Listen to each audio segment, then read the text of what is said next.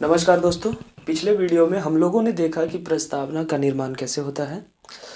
प्रस्तावना संविधान का भाग है या नहीं है, और अगर संविधान का भाग है प्रस्तावना, तो क्या संसद उसमें संशोधन कर सकती है, संशोधन किन शर्तों पे किया जाता है।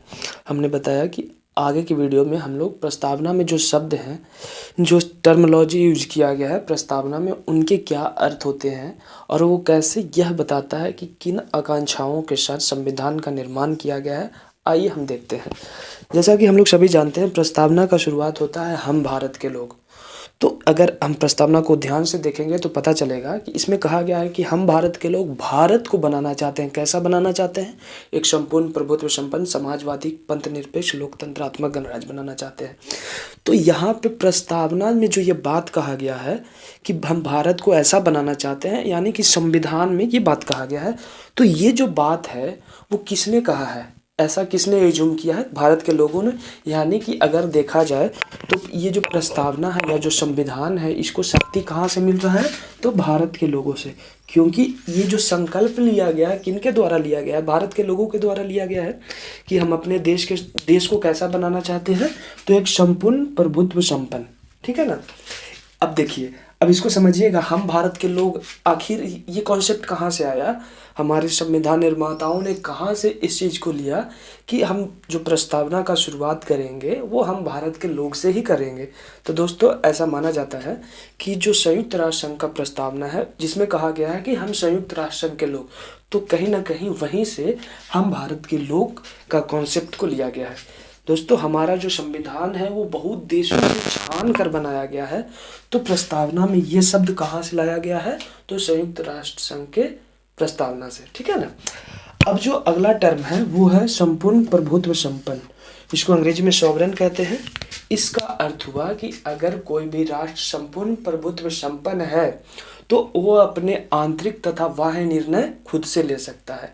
जैसे अगर हम इस घर में रहते हैं, इस घर के मुखिया हम हैं, और अगर हम सारे निर्णय हम ले रहे हैं खुद से, हमारे निर्णय पे किसी का रोक टोक नहीं है, तो हम संपूर्ण प्रभुत्व संपन्न हैं।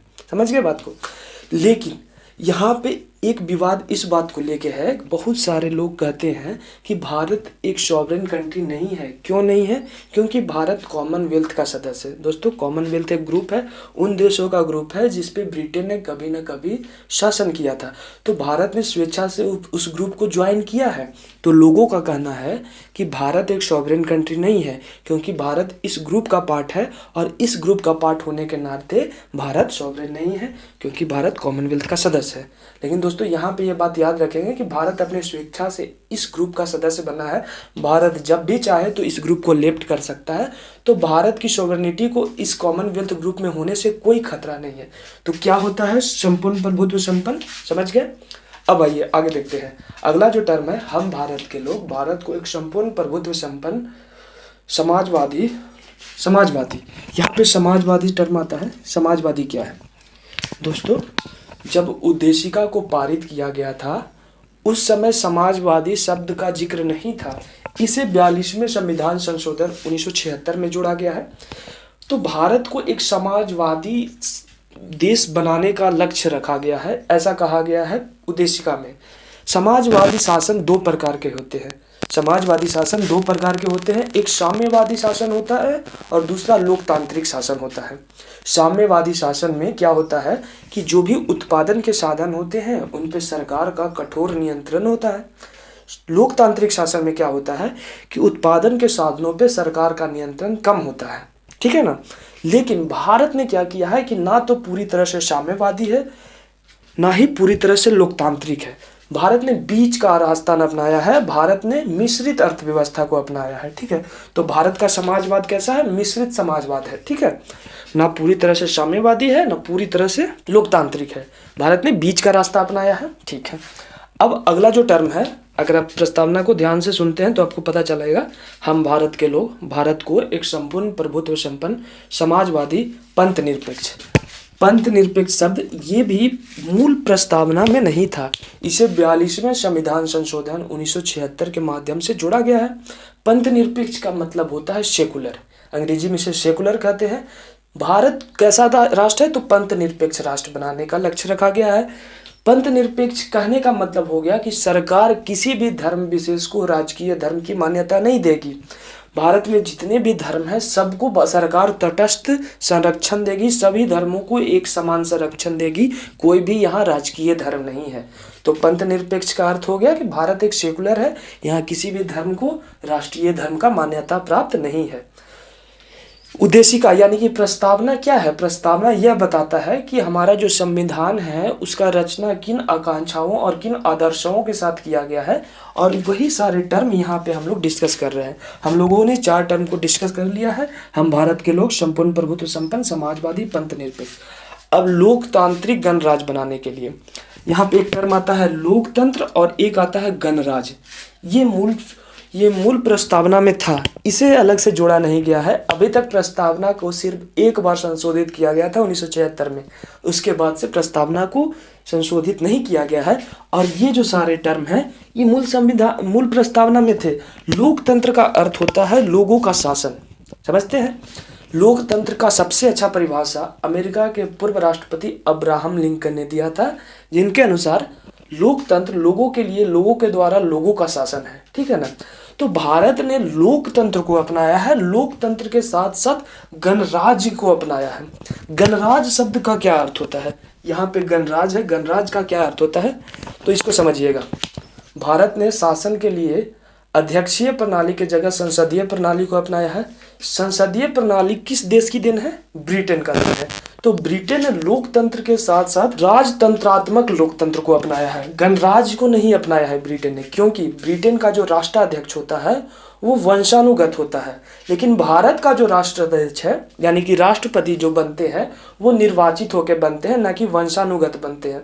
तो कोई भी गणराज है तो वहाँ वंश यानी राजतंत्र नहीं होगा, वहाँ जो राष्ट्राध्यक्ष होंगे वो निर्वाचित होंगे, किसी खास अवधि के लिए निर्वाचित होते हैं। जैसे भारत के राष्ट्रपति का 5 वर्षों के लिए निर्वाचन होता है, तो भारत एक गणराज है। अब देखा जाए तो प्रस्तावना में एक और शब्द जोड़ा गया था, अखंडता। अखंडता का इसका क्या आशय है? अखंडता कब जोड़ा गया था? तो 42वें संविधान संशोधन 1976 में अखंडता को जोड़ा गया। अगर हम प्रस्तावना को ध्यान से पढ़ेंगे तो हमें इसका अर्थ समझ में आएगा। चलिए शुरू करते हैं। हम भारत के लोग भारत को एक संपूर्ण प्रभुत्व संपन्न, समाजवादी, लोकतंत्रात्मक गणराज्य बनाने के लिए तथा उसके समस्त नागरिकों को सामाजिक, आर्थिक और राजनीतिक न्याय, विचार, अभिव्यक्ति, विश्वास, धर्म और उपासना की स्वतंत्रता, प्रतिष्ठा एवं अवसर की समता प्राप्त कराने के लिए तथा उन सब में, किन सब ने? भारतीय नागरिकों में व्यक्ति की गरिमा और राष्ट्र की एकता और अखंडता सुनिश्चित करने के लिए। तो लोगों में ऐसा भाईचारा बढ़ाना, ऐसा बंधुता बढ़ाना है कि वो राष्ट्र की एकता और अखंडता को विकसित करे, राष्ट्र को बांध के रखने में मदद करे। तो यह अखंडता कब जोड़ा गया है? 42वें संविधान संशोधन 1976। ये अखंडता शब्द जो है वो प्रस्तावना के 6ठे पैरा में है। अब यहाँ देखा जाए तो यहाँ पे भारतीय संविधान में जो प्रस्तावना है, प्रस्तावना भारतीय नागरिकों को 3 प्रकार के न्याय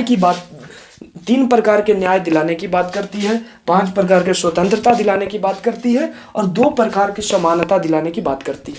ये 3 प्रकार के न्याय कौन है? तो सामाजिक न्याय, आर्थिक न्याय और राजनीतिक न्याय। 5 प्रकार की स्वतंत्रता कौन है? विचार, अभिव्यक्ति, विश्वास, धर्म और उपासना। विचार, अभिव्यक्ति, विश्वास, धर्म और उपासना की स्वतंत्रता, यानी विचार व्यक्त करने की स्वतंत्रता, अभिव्यक्ति की स्वतंत्रता, विश्वास की स्वतंत्रता, धर्म की स्वतंत्रता और उपासना की स्वतंत्रता। ये हमारा संविधान प्रत्येक नागरिकों को प्रदान करता है। इसके अलावा 2 प्रकार की समानता की बात भी कही जाती है। हमारा संविधान भारत के नागरिकों को प्रतिष्ठा एवं अवसर की क्षमता प्राप्त करने का बात करता है। तो दोस्तों, इस प्रकार से हमने भारत की उद्देशिका यानी प्रस्तावना में जो भी महत्वपूर्ण बातें थे उसको डिस्कस किया। उम्मीद करते हैं आपको ये सारा टर्म बहुत अच्छे से समझ में आया होगा। भारत के संविधान की प्रस्तावना में जो भी आदर्श और आकांक्षाओं को जिक्र किया गया है वो हमें कहाँ देखने को मिलेंगे? तो भारतीय संविधान के जो मूल अधिकार हैं उनमें यह देखने को मिलते हैं। राज्य के नीति निर्देशक तत्वों में, मौलिक कर्तव्यों में इन्हें स्पष्ट देखा जा सकता है। दोस्तों, इस प्रकार हम कह सकते हैं कि संविधान की प्रस्तावना जो है वो संविधान का अभिन्न अंग है और यह संविधान निर्माताओं के विचारों की कुंजी है। यानी कि संविधान निर्माताओं ने किन उद्देश्यों के साथ हमारे संविधान की रचना की है, उन्हें जानने के लिए प्रस्तावना एक अभिन्न हिस्सा है। इसके माध्यम से हम उनके विचारों को जान सकते हैं। दोस्तों, इसी के साथ आज के हम अपने इस वीडियो को समाप्त करते हैं। उम्मीद करते हैं आपको वीडियो पसंद आएगी। वीडियो पसंद आए तो वीडियो को लाइक शेयर करें। चैनल पर पहली बार आए तो चैनल को सब्सक्राइब करके बेल आइकन प्रेस कर लेंगे। धन्यवाद।